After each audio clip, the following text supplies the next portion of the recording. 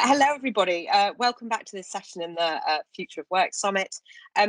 Today, we're going to be discussing new remote and hybrid strategies, focusing on the fact that, we're reintegrating employees back into the office with work from home now an employee expectation. How do HR strategies change to incorporate remote working and ensure an equal and sensible approach to future work patterns? I am Danny Harmer. I'm the Chief People Officer at Aviva, insurance company. I am joined by a glamorous, illustrious panel who I will introduce to you. We have, if you'd like to wave, Will Sell, Chief People Officer at Capita. Will, I think you're in Aberdeen, aren't you? Yes, that's right. Will is in Aberdeen, hopefully sunny.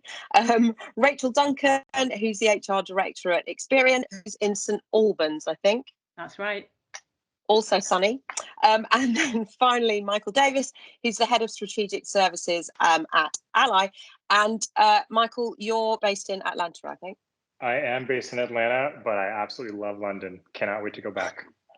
Well, you're welcome anytime. We'd love to have you. Awesome. So I'm just going to go around the panel and just hear a little bit about each of you, how you came to be where you are today, whether you're back in the office yet, and also tell us about your guilty pleasure during lockdown. I've had two, I have to confess. The first one was discovering, those little Lotus biscuits, discovering that they do them mushed up in a paste in a jar. Lotus spread, can highly recommend it. And also Sweaty Betty Gary trousers. Very comfortable when you only have to be wearing something professional from the waist up. You're welcome. And I am back in the office. Have been back in the office quite a bit, 2 to 3 days a week, probably, is how much time I'm spending in the office. Will, if I come to you first, if you just want to introduce yourselves and share your guilty pleasure with us. Yeah. Okay. Well, I guess probably start with the guilty pleasure, and then a bit of a weird one for me, but I guess what's kept me sane over the last 18 months is making time every day to go outside and get fresh air and exercise. And that's something I never, ever used to do. Occasionally at the weekend, I do something if I had to. But I think the idea of not having a separation between work and home, it was really important to go outside and get fresh air. So that's something I rigidly stick to now, which is makes a big difference. I guess in terms of my own work location, for the last 18 months, I've been working and living in Aberdeen, which is a rare treat for me. Previous to that, for the last 11 years, I've been commuting weekly from Aberdeen to London. So not a great life, I have to say. But I am not back in the office. I have no intention of going back in the office. And I have formally changed to be a home worker now. So I will travel where I have to travel for a particular reason or purpose, but I'm no longer going to travel just to perform my job in some other location instead. So we have no office left anymore in my organization for me, and that's the way it's going to stay. Fascinating, very fascinating. Rachel, how about you? Yeah, so I am back in the office, but on a hybrid basis. So I know many companies that have gone out and announced the new hybrid policy. Experian have done exactly the same, and I'm loving it. I've got 2 young children, so actually a bit of a balance of going to the office and experiencing a bit of social connection and collaboration has been fantastic. And then actually being home for a few days a week as well, and the ability to see the kids in the morning and the afternoon has been fantastic too. So yes, we are back in. I've been with Experian now for 7 years in a variety of different roles, and prior to Experian, been at Barclays and Linklaters. And then I think you asked about a guilty pleasure. Now I've done the opposite of Will and managed to put on quite a significant amount of weight during the lockdown period because I didn't go outside and experience the great outdoors. But I'm now on a mission now to get back into the routine. Maybe you also discovered Lotus spread. I love that. And Michael, how about you? Yeah, I love the order we're taking the questions in. So I'm going to go guilty pleasure first. Then I'll get into background and then what I'm doing now. So my guilty pleasure has been Netflix and watching a lot of Lupin and recently Ted Lasso. We love to read, but we found ourselves lately just spending hours on end at the end of the day watching Netflix, and we're leaning into that as our guilty pleasure. My dog partner and I. As for how I got to this point, I was in strategy consulting for about 7 years. So much like Will, was on the plane way too much and just commuting every week to work nonstop. And it was an interesting moment when my current company, Ally, decided to really take a remote first approach very early on in the pandemic. And in fact, it was almost encouraged for me in particular. Most of my company is based in the West Coast, US, and I got to move to the East Coast, US, partially so that I could do more things in Europe and in other regions. And so we've actually found it to be an amazing thing for recruiting. And for those of you who don't know Ally, we are a strategy execution platform. If you think about setting goals, we try to connect mission and strategy to the day-to-day work that people do, primarily via OKRs and performance management solutions. So did I hit everything there? You hit everything. Thank you very much. Awesome. So if I recap, tell me if I've got this wrong, but Rachel, your organization sounds like it's in a sort of, the office forms part of people's working pattern in most cases. Michael, it sounds like you start with all remote and then kind of bring in the office as needed, as appropriate, based on the work. And obviously, Rachel, yours is you use the office for collaboration and innovation and learning and team. Will, you said that you are now a home worker. What is Capita's approach, though, to hybrid, all office, all home? Where's your organisation at? Well, we've had a few thousand people over the last 18 months who have not had that luxury of choice, and they're in key worker roles. And I often think if I was one of those people, I'd be so annoyed about the level of discussion about flexible working, because it's like, well, that's nice if you can have it. But so we've had those people that continue to travel into work and customer offices or our offices or premises and use public transport and all the rest of it right throughout the whole pandemic, and thankfully they did.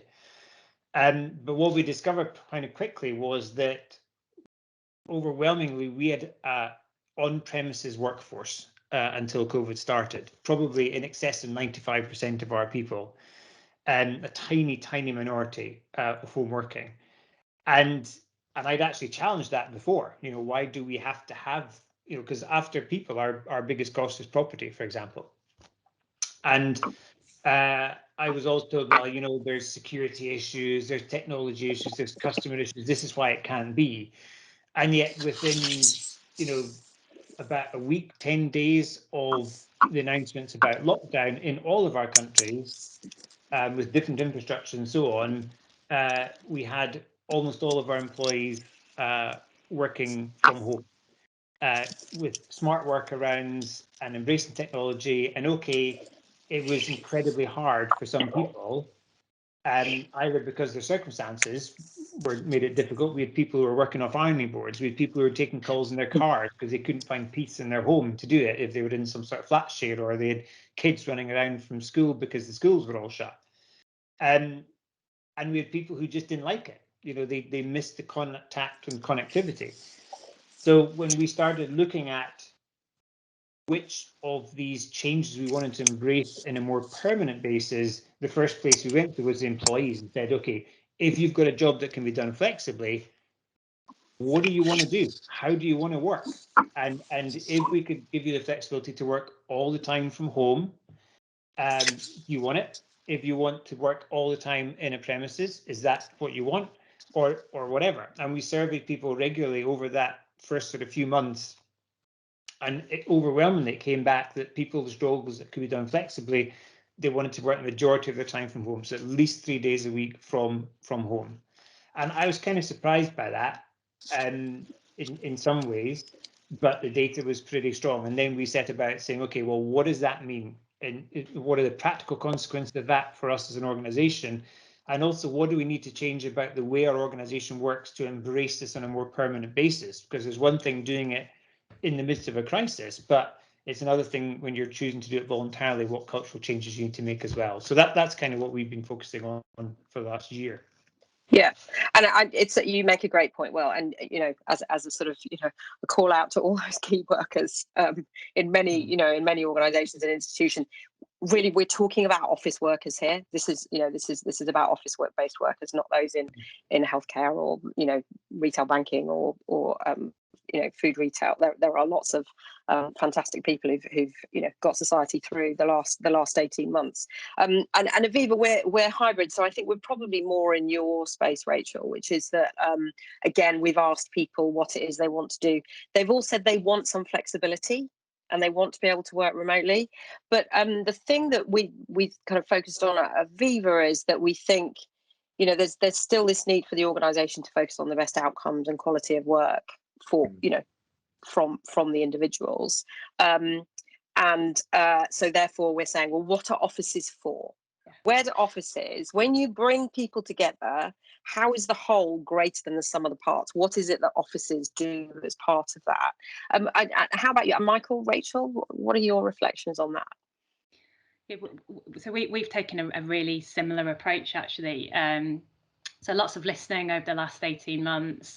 We found that around 85% of our people said they wanted to work in a hybrid way. So 2-3 days in the office, the rest at home, or vice versa. We've actually gone out with choice, your choice being our main driver. And at the moment, we've got most people working from home, but all of our offices are open to go in. So it's been really, really fascinating. But what we have done, which I'm really excited about, is we've invested a fair amount of money into one of our flagship offices in Nottingham, and stripped it out and built it around collaboration, social connection, Scrum team areas. And we're going to test that out over the coming kind of 6 to 12 months to see if that new way of working in an office, the role of the office, works. And if it does, then we'll do the same for our other office estate. And we have slimmed down what we have today, so similar to Will, just taking into account that we're not going to use the offices as much as we have done in the past. Yeah. How about you, Michael? So what's interesting about Ally is when I joined the company, which is about a year ago, we were 90 people.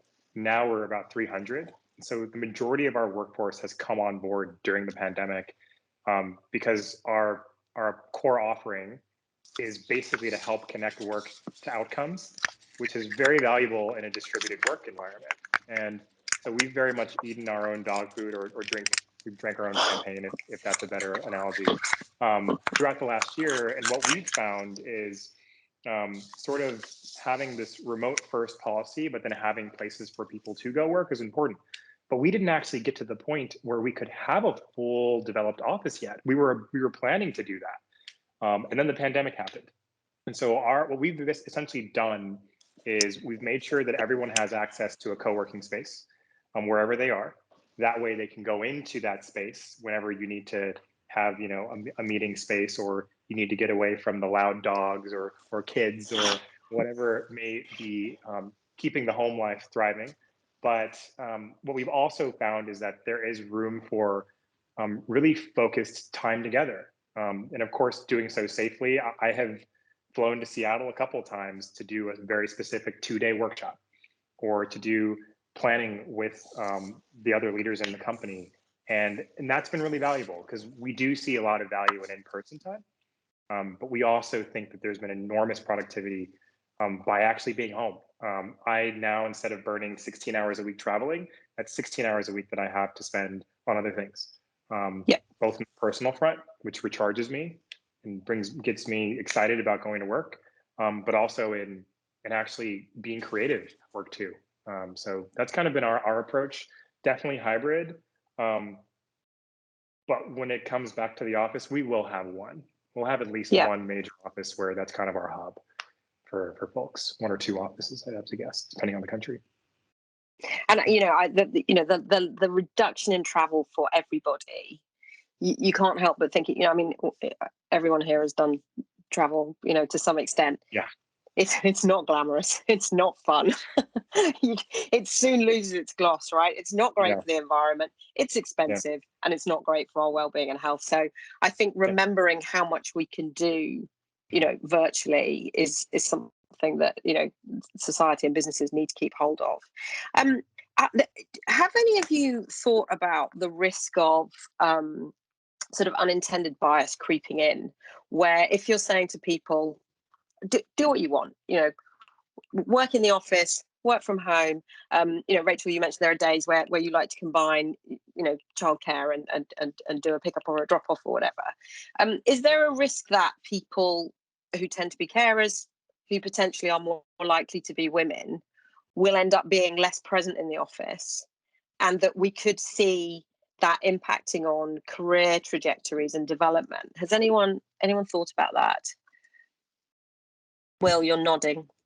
Yeah, I mean, for sure, this has been a sort of key concern of mine for months now, and it comes from quite a personal space. So I think in the first few months, everyone's coping with the pandemic and so on, but then when you start thinking longer term, that was what I meant when I said, is your workplace culture going to change to embrace this different way of working? And I heard this neat phrase a couple of months back called presence privilege. We were doing a thing about diversity and inclusion, and we're talking about all the different types of privilege that people have and so on. And then this one popped out of presence privilege, and that really resonated with me.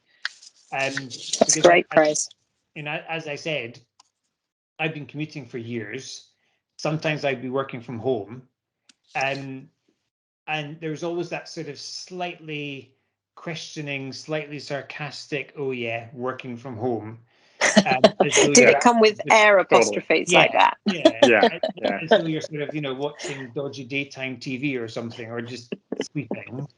And I think everyone's past that now. Those people that have been involved in that for the last 18 months, they realize this is not like the easy option.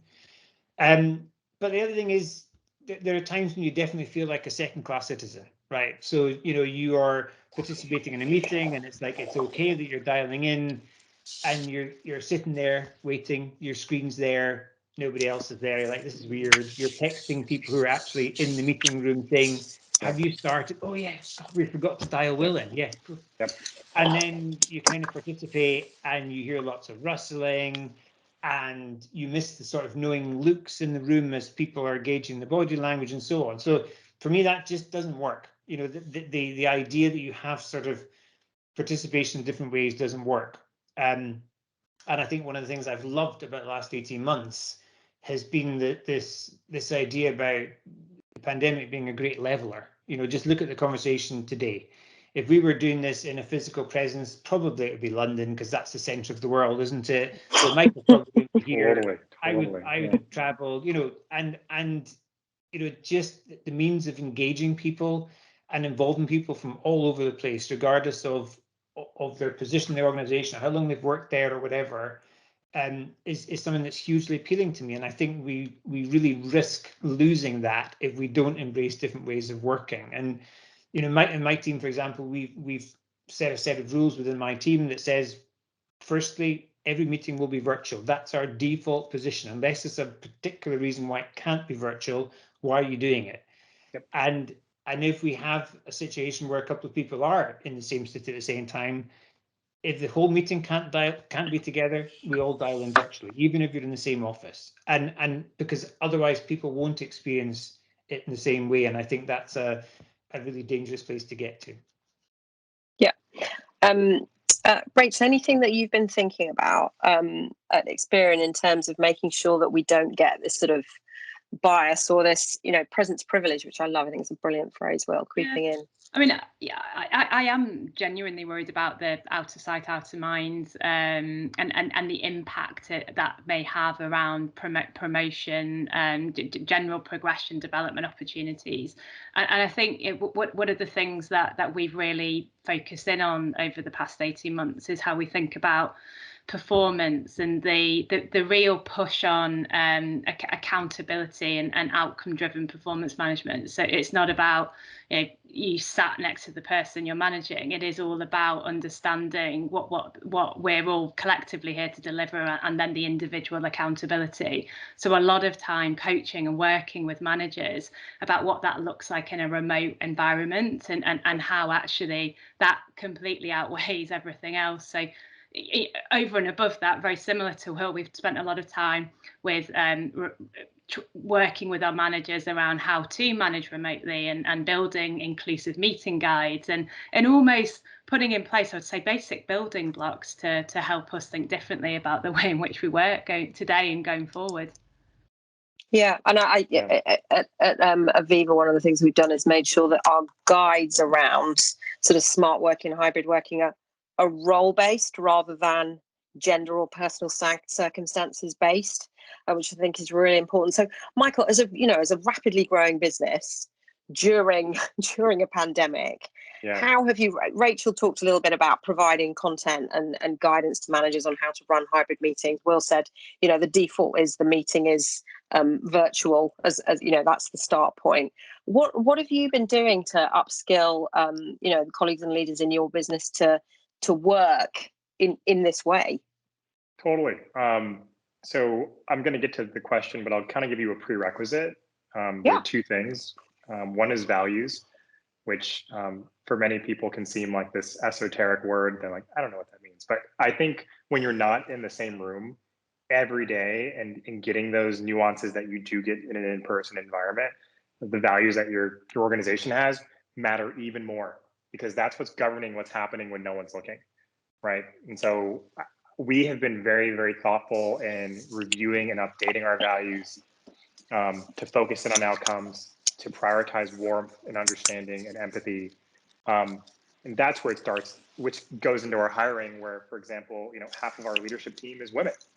That makes a very large difference. And almost, I think, out of most of our leadership team, most have children, right? And that understanding flows down.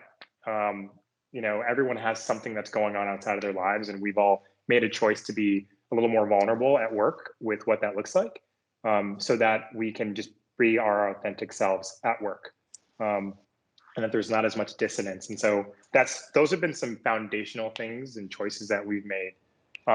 Practically, just to your question around training managers and upskilling the team, one, we talk about this regularly, and we share what's working well, what isn't working so well, and what we're going to do to test or change new tactics. And I'll give you an example of one tactic. We've started building in quiet time to any key meetings where there's more than 6 people. So at the beginning, if someone isn't up to speed, or people just want time to think, we'll take the first 5 minutes, read through a document that outlines whatever we're about to go through. Leave comments live in the document.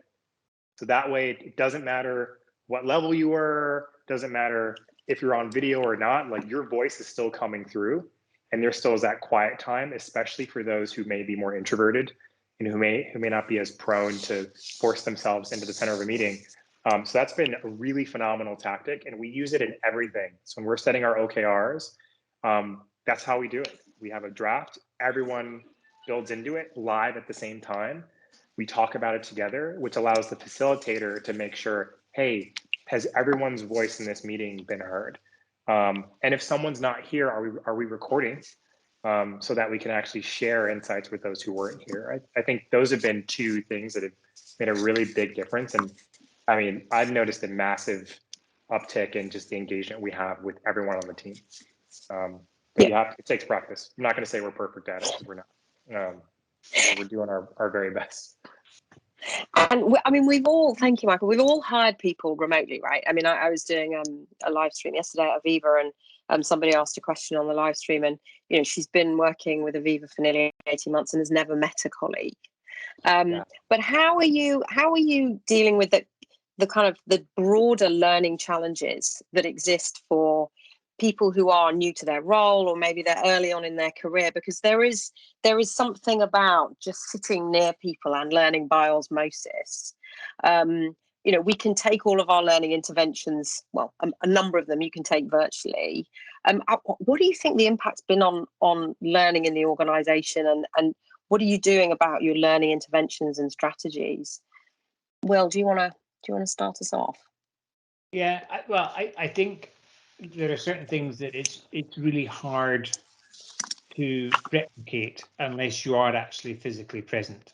And it's interesting how certainly people entering the workplace for the first time. I've got 3 sons. The eldest one's just started his world of work, bizarrely, in HR. And he's actually in a Congratulations. role where he's going into work every day. And so he's there working 5 days a week, and he's surrounded by his colleagues and so on, and he's enjoying that, and I think he's needing that because he's worked part-time jobs before, but understanding how the world of work actually works when you're in a permanent job is different, and it's very difficult to try and do that over the screen. So I think there has to be an understanding that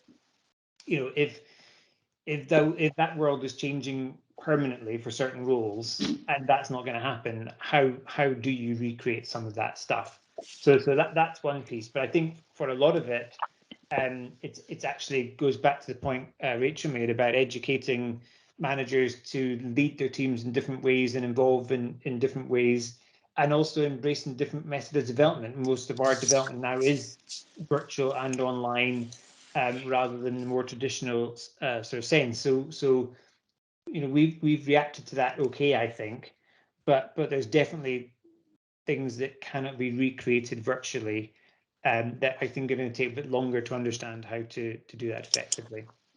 Yeah, Rachel, do you want to chip in on that? Yeah, I mean, I don't think we're perfect at all. In fact, I think specifically about in induction, we have completely revamped, of course, the way in which we think about bringing people on board, moving into a virtual world. We've made it much more interactive using tooling like Mural, which I'm sure many of you use, and other interactive tools like Slido to capture thoughts and feedback and to engage people rather than, our attention spans are short now, and actually the ability for somebody to concentrate on a screen for lengthy periods of time.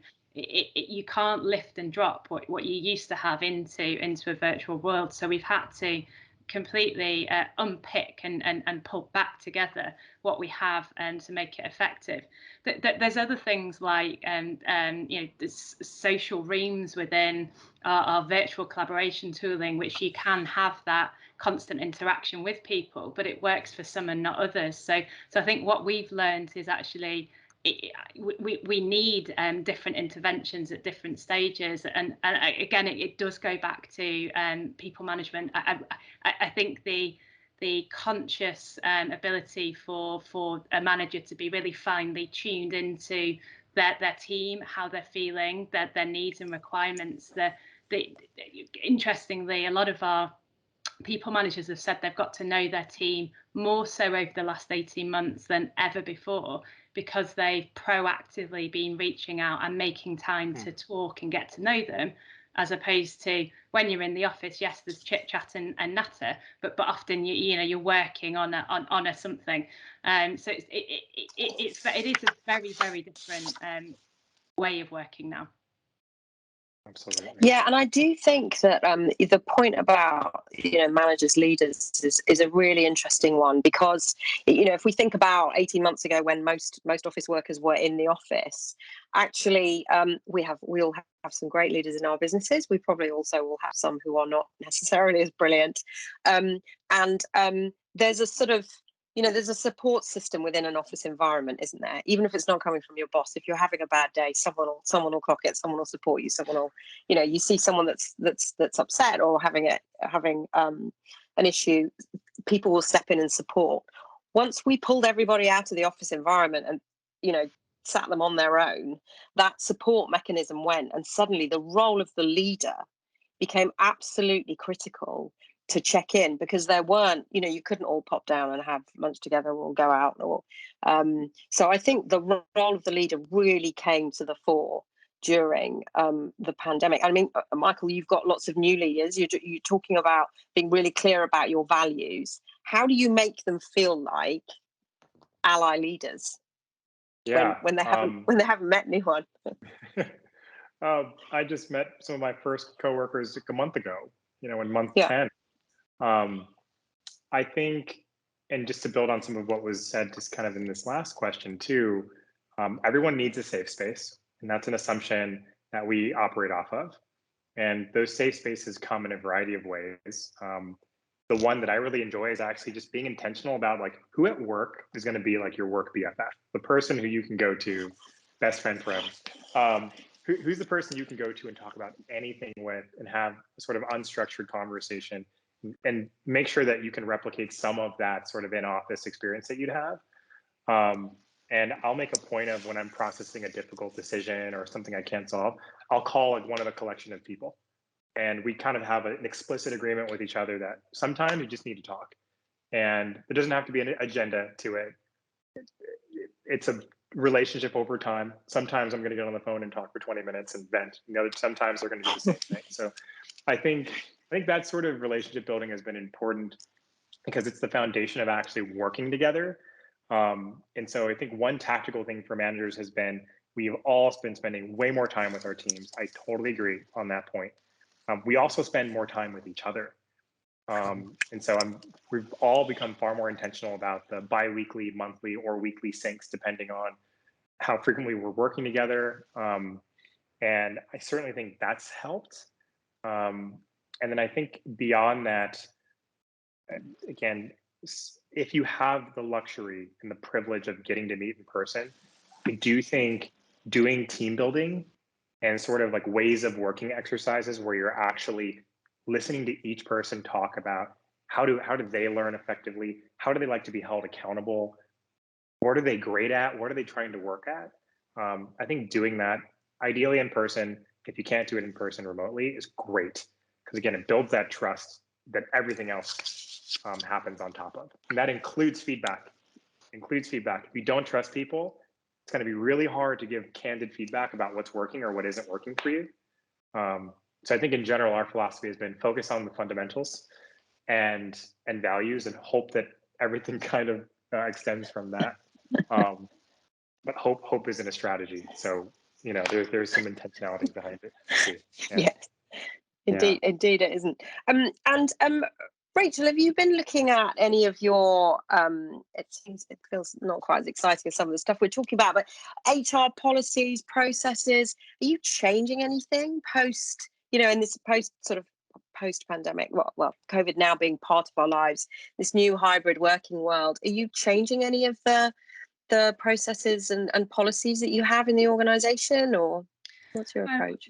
So globally, when we were halfway through COVID, shall we say, we did kick off a future of work program, which looked holistically at actually what Experian wanted to do to better support our colleagues. So we very much went in with a people first mentality and safety, and so we used that almost as a guardrail as we went forward and created a blueprint for our office, as I've talked about before, and also the impact on culture. One of the streams of work, yes, has been policy and process, and at the moment it's more so focused on flexibility and what we call our flex work programs, so updating all of our policies and practices around employee choice and how to enable those types of conversations and everything else that goes with it.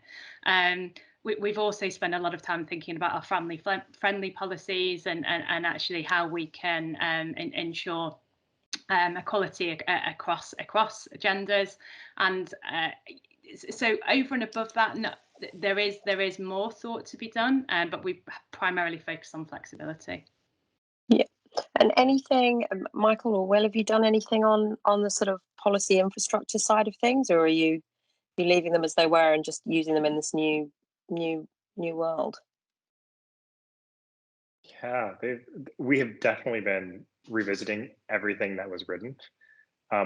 We did have the benefit of, we were already going through the process of redoing our guidelines, and then the pandemic happened. And so we've had, that has been one silver lining, is that we've been able to build a lot of our processes up from the ground, thinking about remote first or a hybrid friendly model. And I think some of that even came down to policies around when we will do meetings and when we won't. We have a global team. We have people all over the world. A year ago, we only had 2 locations. And one thing we've done is made it a statement around don't do meetings after a certain time or before a certain time, period. Like, do not do them. And I'm actually very proud to say that despite the fact that I shifted time zones by 3 hours from most of my direct colleagues, I have not felt any sort of disadvantage. And we have, as a company, sort of aligned on a set of like core work hours that we would try to do most of our work within to minimize the disruption on things like late hours, and which has been pretty easy to do in the pandemic. Before I joined Ally, when I was still in consulting, we were working wild hours, especially when the pandemic started, because we didn't know how to do any differently. So yeah. Will, what about you? Yeah. Oh yeah. Yeah, I guess probably 3 or 4 sort of key areas. I mean, it's in the first sort of few weeks, like everybody, we were sort of making policy decisions on the hoof. These we were dealing with words that people hadn't even heard of or were talking before, and everybody was going through that. But the 3 or 4 that sort of were more lasting, one definitely, same as you, Rachel, flexible working. And what does that mean? And everything, even issuing new contracts of employment to people so that they could have change in work locations and so on. Interestingly, as we moved on to the more cultural stuff, we're now in our second guide for managers and employees about what it means to be working in a more flexible way and hybrid working, and what causes that to be effective or not. We rewrote and added to our. We have a sort of very clear purpose at Capita and very strong values, and they're backed up by manager commitments. We added to the manager commitments. We did from 8 to 10. One of them was about whether your manager embraces different ways of working and makes sure that everyone's involved and engaged. We changes to resourcing practices because obviously new recruitment markets opened up for us as well, which was great. Changed development so that much more of that was virtual and open to all. And I guess the last one which came about really with strong employee feedback was also a really renewed focus on well-being. And I think a lot of organizations looked at physical well-being, obviously keeping their people safe, and during the pandemic that really came to the fore. But then very quickly they moved on to sort of people's mental well-being, and that was probably one of the biggest areas of activity for us. We had sort of mental well-being resources that are available to everybody, and we connect people with external organizations through sites and programs to support and so on, because everybody's different. And even financial well-being, because there are people, we very much see well-being in its widest sense. So financial well-being is a big issue too. We launched a new platform that would help people manage their money more effectively, give them access to new tools, and so on. So, well-being was probably an area where we had a lot of activity as well. Yeah, and I think that was, it's great to hear about some of the stuff that you've done there. I think it really came to the fore, especially mental well-being and financial well-being for some individuals. Whilst obviously the people who were employed by us largely were continuing to be paid in our organisations, but they might have had partners, parents, children who were financially hit in very challenging ways. Technology. It's London Tech Week. It's Future of Work Summit.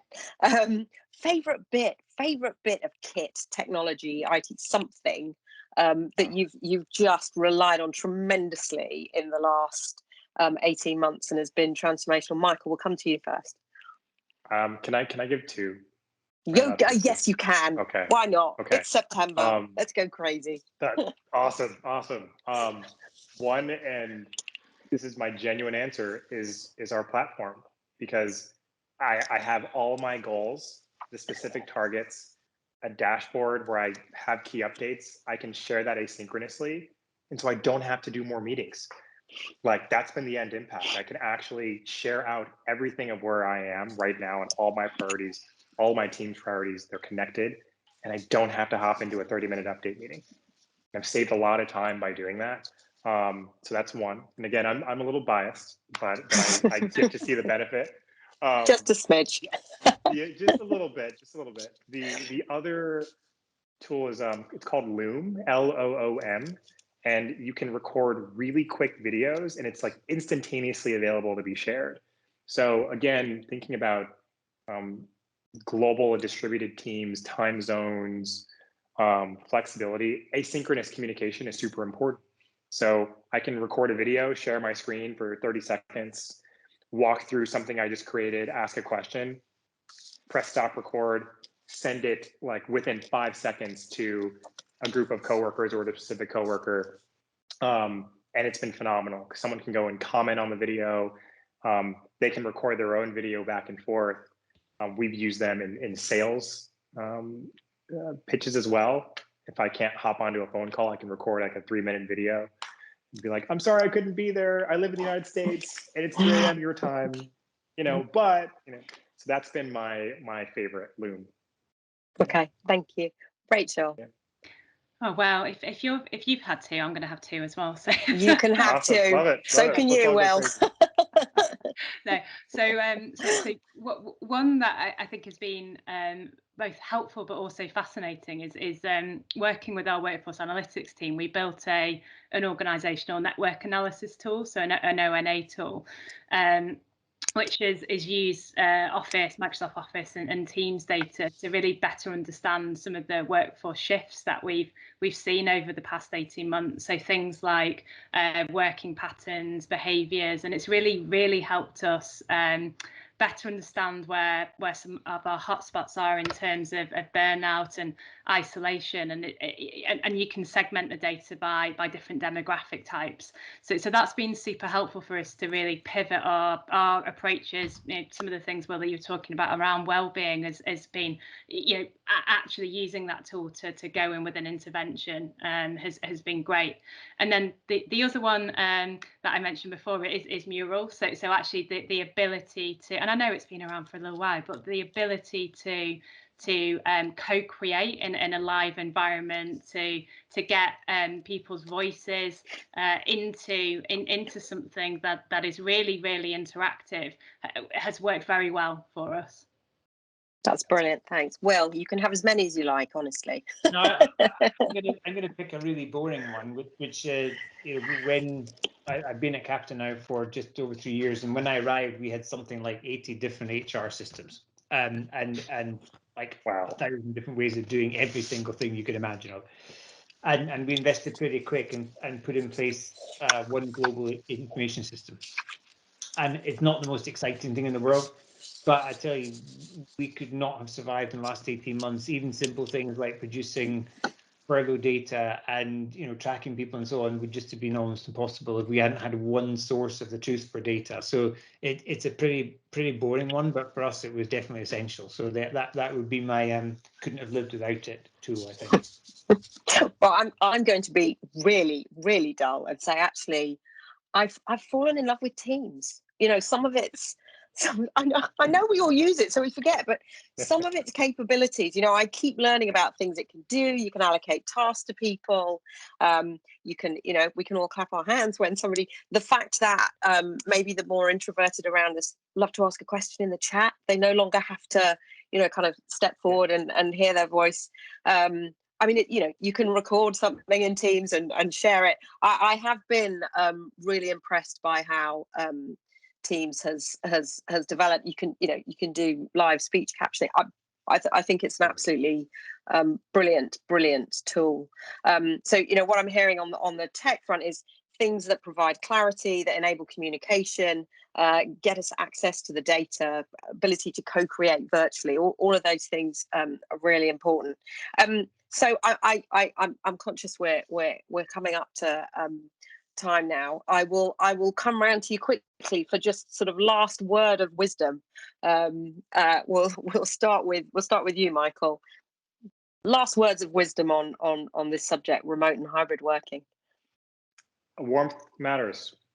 Warmth matters greatly. You never know what people are going through at home, and it's more important than ever to help create connections with other people. Love that. As I always say to my children, be kind, because you never know what people are going through. Be kind. Yeah. Rachel? Yeah, I would say transparency and the ability to put our hands up to say we don't have all the answers at the moment, and we need to listen, better communicate, and be prepared to change and pivot over the coming few months, because I think we'll need to. Yeah, I think, and I agree, Rach. That's really important. You know, we keep saying to people in Aviva, look, we are going to learn as we go, because we've never done this before, and we might get some things right and we might get some things wrong, and we need to adapt. And Will?